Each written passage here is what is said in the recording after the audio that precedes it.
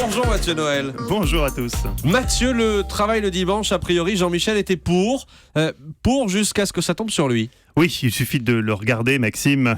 Très tiré, teint grisâtre, Jean-Michel n'est plus que l'ombre du fringant jeune homme qu'il était vendredi encore quand il nous quittait après l'émission pour aller faire son traditionnel tennis de l'après-midi en fredonnant gaiement. Boga, boga, Hélas, oui, boga. Hélas, ce matin, en arrivant à la rédaction avec Maxime, nous l'avons retrouvé prostré sur la moquette du studio Lagardère en position fétale. Il gisait parmi les thermos de café renversés, les pilules de Maxiton et serré contre son cœur une boîte de Guronzan qui visiblement n'avait pas suffi. Maxime a d'abord pensé... Il a été victime d'un AVC. Je dis non, c'est pire. Il a été victime d'une SEC, soirée électorale chiante avec Wendy Bouchard. Une émission spéciale qu'il attendait avec une grande impatience, comme on avait pu le constater vendredi à l'issue d'Europe Midi, puisqu'il avait tout bonnement oublié qu'il la présentait. à lundi C'est le Maxime. week-end. On vous retrouve dimanche soir, Jean-Michel, pour Ah la oui, dimanche soirée soir, c'est vrai, j'avais électorale. failli oublier. Tiens. Ouais, Ah oui, c'est vrai. Je suis là dimanche avec Wendy Bouchard. Oui, il se voyait déjà voguant sur un canot du bois de Boulogne, récitant du Saint-Jean-Perse à Nathalie Riouet, blottie dans sa barbour, et qui, subjuguée par la poésie de l'instant, se serait agrippée à la pagaie en criant « Elle est magnifique.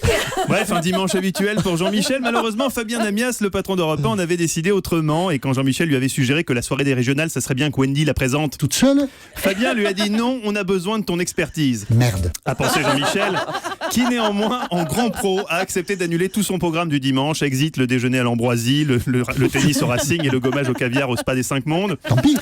Hier soir, C'est après un programme secret pourtant. Je ne sais pas comment vous avez connaissance de ce programme. après un petit détour par Barbès, Pour s'acheter de la drogue. disons plus pudiquement, pour puiser la motivation nécessaire. Jean-Michel était en studio pour couvrir cette spéciale régionale. Alors le problème avec les soirées électorales d'habitude, c'est que tous les invités parlent en même temps et que très vite on n'y comprend foutre rien.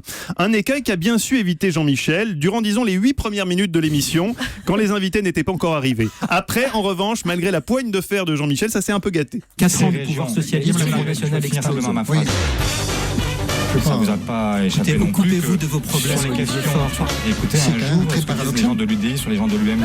Voilà, réalisé sans montage, à part la musique. À part la musique. Jean-Michel qui n'a plus l'habitude de gérer tant d'invités à la fois, il faut dire que son quotidien d'Europe Midi c'est plutôt de meubler quand le seul invité qu'on a au bout du fil raccroche suite à une série de pépins techniques liés au passage d'un nuage au-dessus de Tours.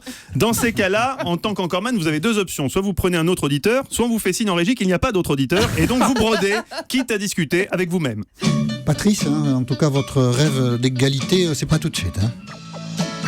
Vous nous entendez, Patrice? Non, je crois que Patrice est là. Oui, non, excusez-moi, je vous avais Non, perdu quelques secondes. Ouais, vous étiez plus avec nous, mais c'est pas grave. Et donc, oui, le rêve d'égalité, c'est pas pour demain, quoi. Hein. Patrice, on l'a de nouveau perdu.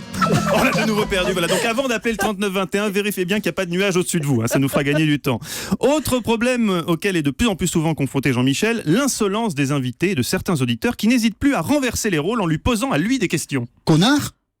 Je le rappelle donc, ici c'est Jean-Michel qui pose les questions. Pas vous, les petits auditeurs. Désormais, si vous avez une question à poser à Jean-Michel, vous devrez d'abord la faire valider au Standard d'Europe qui filtrera. Seules les questions dont Jean-Michel connaît la réponse seront sélectionnées. Vous connaissez le décret du 30 janvier 2012? Non. Comment ça? Vous le connaissez pas? Posez la question, qu'est-ce que je fais pour mon environnement? Vous avez raison. M'engueulez pas, mais on va le faire. Le premier parc naturel, monsieur Apathy, date de quand, d'après vous? Je ne sais pas. Le dernier scandale écologique qu'on ait eu, c'est quoi, d'après vous, monsieur Apathy? Ah non, là, c'est moi qui posais les questions. Non mais ça va bien, oui. C'est lui qui pose les questions. Semaine éprouvante donc pour Jean-Michel qui, en plus de faire face à l'insolence des invités, a dû faire face à l'insolence de Mathieu Charrier. L'insolence de la jeunesse bobo qui a tenté de le piéger en le faisant passer pour un vieux plouc qui ne connaîtrait pas les groupes du moment. Jean-Michel a trouvé une parade. Il a menti. Jean-Michel, connaissez-vous Necfeu? Ouais. Bien joué. L'illusion. Ça sentait que, Non. que c'était L'illusion, un non, bobard. l'illusion était parfaite Ah, jusqu'à ouais. ce qu'hélas Jean-Michel se trahisse lui-même. Ah, Christophe et Mathieu, écoutez ceci. Je vais vous raconter. Révélant ainsi involontairement son âge. 104 ans. Et demi. Néanmoins, rassurons les auditeurs, en dépit d'un âge avancé et de neurones passablement éprouvés par l'écoute répétée de Dalida et Mireille Mathieu, Jean-Michel reste d'une vivacité intellectuelle tout à fait probante. Démonstration. Jean-Michel, les parapluies de Cherbourg, Le Brie de Melun, Bécassine. c'est notre cousine. Les questions qui se posent aux candidats PS au lendemain du premier tour des régionales et à tous les amants d'un soir des Varrocs. Est-ce qu'ils doivent se retirer? Exact. La mécanique, vous le voyez, est intacte. Je vous laisse. Le Brie, c'est à Meaux, non? Et il y a Melun aussi, le Ah. Brie pour salé. Mais je Ah, ils connais vont rien. s'engueuler tous les deux, tiens. Mais j'ai mis mon gueule sur le fromage. Bah oui. Mais justement, Maxime, une dernière réflexion pertinente. Il y a trop de monde sur Terre. Allez, à mercredi, mes agneaux. Le Brie de Melun. Bien sûr, Ouais, non, Qu'est-ce bien qu'il a pas. celui de Melun alors par rapport à celui de Meaux? Alors le brie de Melun est plus salé, n'est-ce pas? Non? Non, il est plus sucré. Non, sans déconner, personne n'a jamais entendu parler On de va Brie de Melun, vérifier. mais c'est pas grave, on va nous envoyer des Je vais messages sur. vérifier immédiatement. sur Il me semble- Twitter. Il me semble que je prends toujours de brie de Melun. Mais Merci je vais beaucoup, vérifier. Mathieu. Autant pour moi, sinon. Merci Mathieu.